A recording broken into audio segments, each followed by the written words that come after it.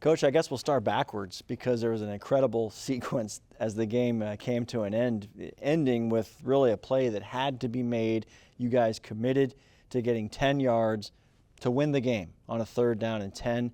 The play call, the execution, and the catch by Chris Godwin. What did you see? Everything had to go right. You know, you can't go up into a place like that and expect to play it conservative and win the ball game against the Vikings. We had to go for the win. That's like the 4th down conversion, a few key plays on that drive, and the last play on 3rd and 10. We trusted Chris. We knew they'd be in single coverage, so Baker got off a heck of a throw right at the point, and Chris made a relatively hard ball to catch look very easy, getting both feet in bounds, and that kind of sealed it for us. Previous drive, you go for it on 4th and 1. Then you attempt a 57-yard field goal. What was the easier of the two decisions for you to make? The 57-yard was easier. The 4th down play, we were on a roll. We felt like it was time to win the game right there. We thought we could fall forward for a foot, and we kind of went that one. And we played the win. We didn't play scared, and the guys didn't flinch. In the first half, it took a while, obviously, for the offense to get going. How much did you talk to Dave Canales or talk to Baker Mayfield or collectively, or did you leave them alone and let them get going in their way? Me and Dave talked about scheme, what they were trying to do to them, and we waited till halftime so we can go in and he made the adjustments, and they came out with the offensive coaches, and they came out in the second half, and they got to moving the ball some. So how did Dave do? How did your offensive coordinator do with his adjustments, calling plays under the gun, things he's never really gone through yet? He's learning as well. I think he did outstanding. I thought he did a heck of a job managing and calling the game. Making adjustments is what this game is about. He made adjustments. The guys believe in him. He believes in them. He gives them positive reinforcements all the time, as well as corrections, and they understand what he's trying to do, and he understands what they're trying to do, and he puts them in position to make plays. And I thought he did a great job his first time out. You've said many times you've been a fan of Baker Mayfield for a while. Are you impressed with his patience? He's known for a lot of things. Patience, though, I think Sunday was his biggest asset to help you guys get going.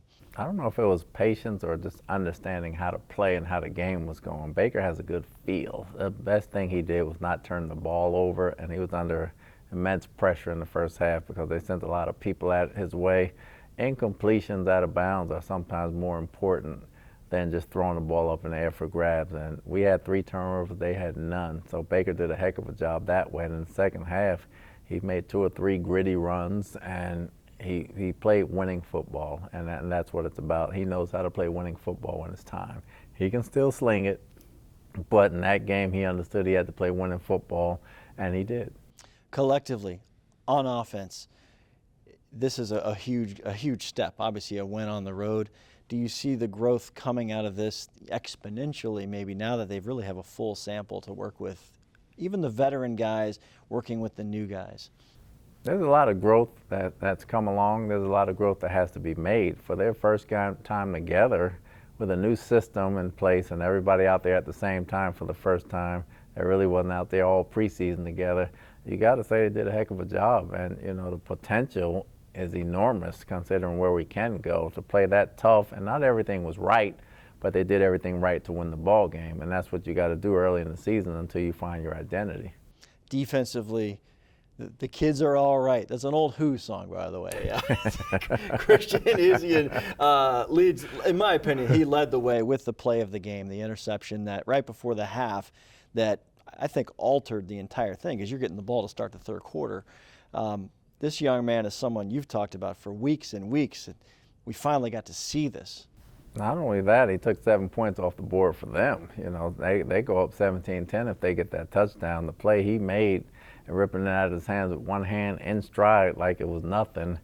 Again, he's a very heady football player. We have a lot of young guys that are going to make an impact that you haven't heard their names yet, but they're very good football players, and we look forward to all of them contributing.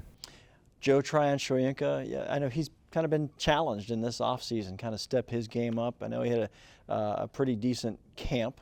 I remember up with the Jets, he had a good practice with the Jets. How did he turn that into a performance for you? I don't want to single him out, but he in particular against the Vikings. I thought Joe did well. Joe's big thing is he got smarter at the game. He learned the mental part of it. understanding of what's being done to him and what he has to do to succeed. And I think he's done a great job this summer as well as in the game, understanding what needs to be done, and he's done very well at that. And we really like where he's at right now. Obviously, his time as a pass rusher is coming, but he did more things, more of the dirty things yesterday to help us win, which was gritty for him. I thought that was good. And Antoine Winfield obviously had a very big game. Is he now coming into the realm of what you see when you look at the upper echelon of NFL defensive backs? Is he kind of entering that realm, or he still seems like he's learning the game but playing better and better?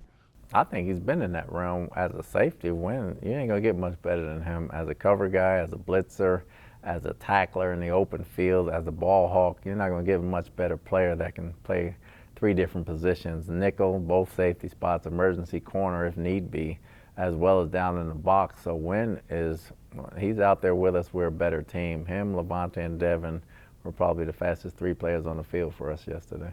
And finally, I'll be honest, outside of the building, I don't know how many people thought the Bucs were going to win this game on Sunday. You did.